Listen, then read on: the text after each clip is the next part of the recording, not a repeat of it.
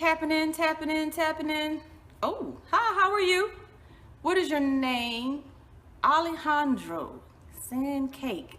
Okay, y'all gonna have to give me some real names with these screen names coming at me. I'm not getting these names. My name is Anita. I am your Living Unashamed speaker and success coach, Sarah. Hey, Sarah. I am your Living Unashamed speaker and success coach, where I teach women how to move past their painful story and soar to their next level in life. I wanted to hop on the Periscope today because I wanted to talk about fear. Fear keeps a lot of people frozen. Fear keeps a lot of people from moving forward into the best things in life that they can enjoy. Some people fear love because they're scared they'll get hurt, so they don't move. Some people fear success. I don't understand that one. Some people fear failure. They don't want to do it. What is that? They don't want to move or do anything because they fear that they won't be good at whatever it is. So let's talk about fear. We usually explain fear as false evidence appearing real, right? False evidence appearing real. Failure leads to success. Yes, it does. Sure does, Sarah, because as you fail, you learn. So if you stop and correct and move, stop, correct, move, failure will lead to success. Hey, Rita. I am talking about fear. We like to describe fear as false evidence appearing real. For those of you on your smartphones, if you would share this with your followers, if you swipe, I think on the iPhone, if you swipe right, you can share to Twitter and Facebook. Hey! So, talking about fear as false evidence appearing real. I wanted to break fear down because we think of fear comes to us in two ways. It's either through the information that we consume or it's through the energy that we feel. Or it's through the energy that we feel, the information that we consume or the energy that we feel. Okay, so let's talk about that. Let's talk about the information we consume and the energy. So first, let's talk about the information and how we consume information, how we process, how we work through information. And a lot of the times it's done through our learning styles. And learning styles, most of the time, you're either linear or spatial. Linear meaning you consume things in more of a direct point to point. Hey, Dion. How you doing, girl? Down in North Carolina. We consume information on a point to point, linear. And what keeps linear people stuck is that they have to know every detail before they can move forward. They're standing on one step. And before they can move to take that next step, they have to know what it leads to, what's going to happen when they get over there, how they're going to be affected, and probably 10 more questions they can come up with. Spatial people, thank you. I have a great smile, thank you. Spatial people think more in concepts, patterns, and they get overwhelmed quickly. And what gets them stuck is that they get overwhelmed very fast, because they're trying to consume and do too much at one time. They've got a lot of ideas, 1,001 ideas running at them at the same time. They want to go in every direction at the same time, but you can't. So you get stuck because you're scared. You don't know which one to do first. You don't know which one is the right one for you to go after to move to that next level in your life. And that's learning styles, spatial versus linear, okay? Learning styles. Now, let's talk about your thinking style, okay, which is very, very close to how you consume new information, your learning style. But I like to describe these as more of logical versus abstract. Logical people are details, just the facts, ma'am. They don't care about your emotions. They don't care about how you feel. They don't care about where the sun was when the incident happened. They don't care about any of that, just the facts. Abstract people are driven. You're abstract, then, Sarah. Abstract people are driven. They're driven by emotion. How it feels, how it felt. abstract folks are the ones that cry at commercials. A good example of that is, I love watching Lisa Nichols. I go to Lisa Nichols concerts, I watch her on YouTube. Lisa Nichols has been a dynamic speaker for over 20 years. But whenever she tells her personal story, she tells it with such detail and emotion that there's not a dry eye in the house. I was at a Lisa Nichols conference. I stepped out of the room for a second. When I stepped out, everybody was laughing. When I stepped back in, everybody was crying. I looked at the person next to me and I said, what happened in here? I wasn't gone 10 minutes. She said, oh, Lisa's telling her story again about Jelani. Hey, Cassandra, about Jelani being a baby. And she said, Jelani, mommy will never be this broke again. And everybody was crying. And I'm sitting there thinking, as a linear, logical person, that story is 20 years old. He just got back off a 7-country tour that his mom designed with some of the best chefs in the world for him to learn because he wants to be a chef. And y'all sitting here crying. That's logical. That's linear. The emotional person was a person that was boo-hooing because they were in the moment of what she was discussing. That's the person that's just hearing and letting it flow. Sarah, that would have been you in that room crying tears as Lisa told her story. Abstract people also love conceptuals, conceptualizations, generalizations, scattered patterns. That's you, Sarah.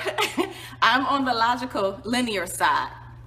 Let's see. For a personal story about logical and linear versus spatial and abstract, let's say back when I was probably about maybe 6 or 7 years old.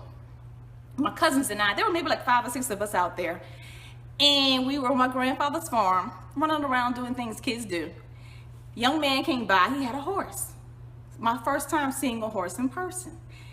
And he said, you know, Mr. Harvey, your grandkids want to ride the horse. Well, all of my other cousins were like, me. Everybody wanted to ride, not me. I kind of stepped back and just looked and took it all in. Being the linear and the logical, I was evaluating everything. My cousins, being spatial and abstract, were in the moment. They were excited. They wanted to ride the horse. So one by one, he put each one on the horse. They walked down to the end of the dirt road and then turned around and he walked them back. About 5 kids, one by one, put them on the horse, walked them down to the end of the road, and then turned around and walked them back. When the last child was coming back, my grandfather looked over at me and he said, yeah, he was very sweet. My grandfather looked over at me and he said, you gonna ride? And I looked at that horse and I said, not riding that. So the young man says, Mr. Harvey, I'm just going down the road a piece. Would you like me to stop back by and see if she wants to ride when I come back? And my grandfather says, no. If that one tells you no, it's gonna be no when you come back. I wish he was living today because I would ask for more stories. Like, what was it that I did at such a young age that he knew I was determined and strong in what I thought and what I believed, and that my no meant no. Well, later on that evening, at the dinner table, my cousins and I, we chit-chatting, like 5 and 6 year olds chit-chat. And my cousin says, why were you scared to ride the horse today?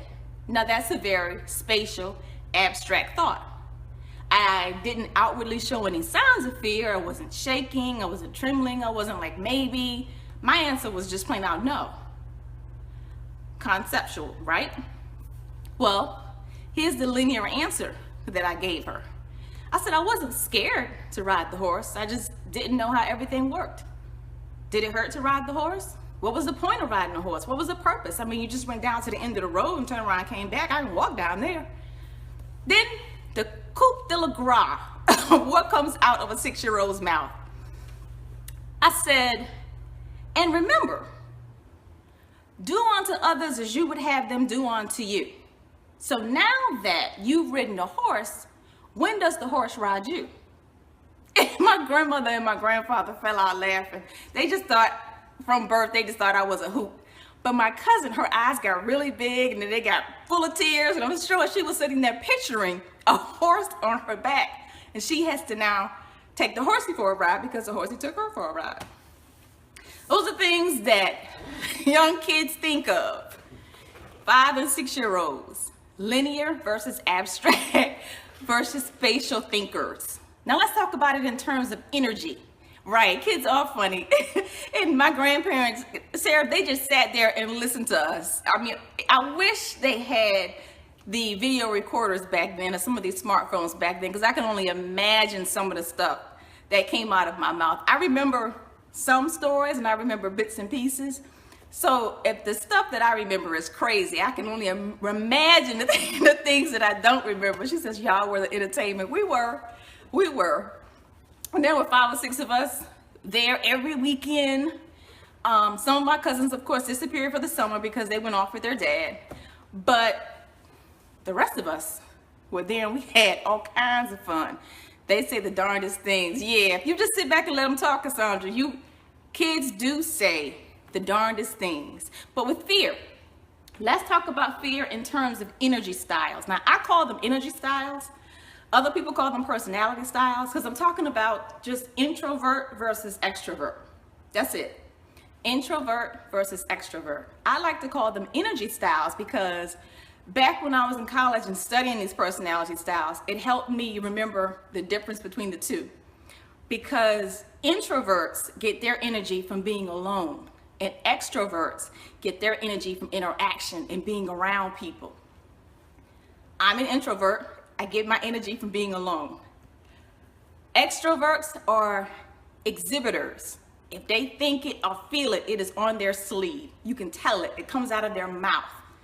Introverts, we kind of sit back, quiet. Sometimes we're confused for shy or timid.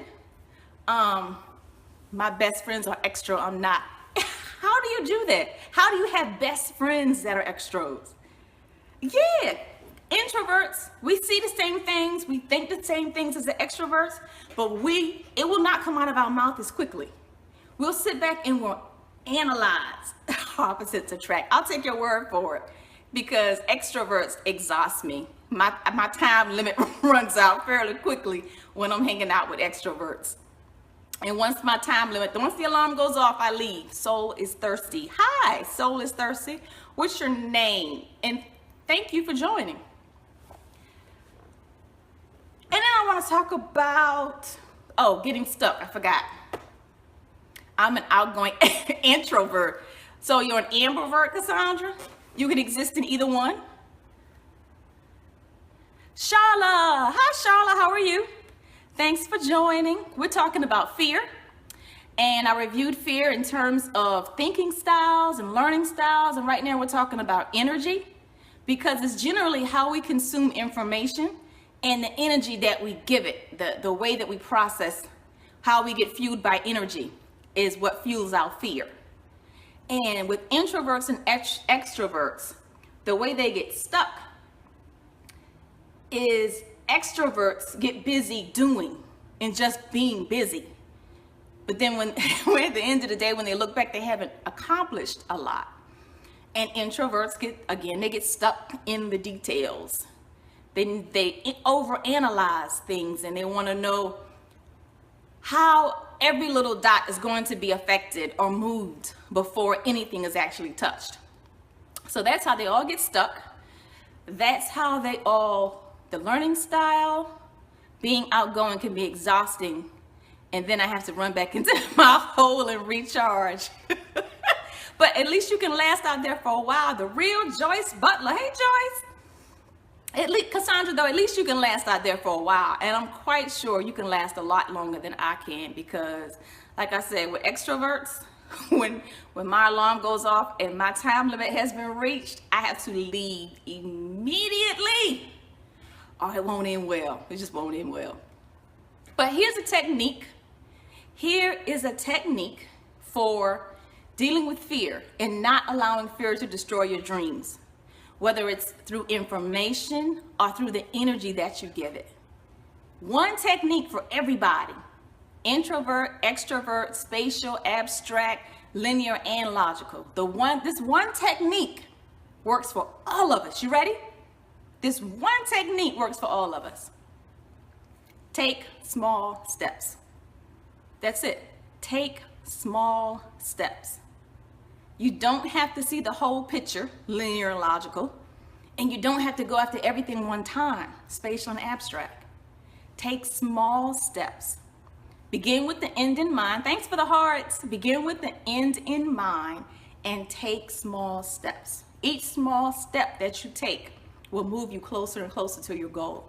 And as Sarah mentioned when I first came on, failure leads to success. Because the more you try, the more you fail, the more ways you find that don't work, which means you're getting closer and closer to the way that does work. One failure, 5 failures, 15 failures, doesn't mean that you're a failure. It's just that the process that you're in and what you're trying to do at that one particular moment doesn't work. That's it. That's it. Do not get caught up in failure and make it your status. Failure is an incident. It's something that happens and you keep going. Hey, Dion. And you keep going. Let me ask each and every one of you to subscribe to become a part of my family. You can go to my homepage or my website, thatanitalive.com, and sign up there with just your first name and your email. You will hear from me we'll check in on a weekly basis. I'll send you articles, great information, different interviews that I conduct. You can just reply to that email. Let me know what you think of those interviews, what you think of that information, whether you agree or disagree, whether you have a point or a counterpoint, doesn't matter. Also, I'd like for you to invite each and every one of you to subscribe to my YouTube channel.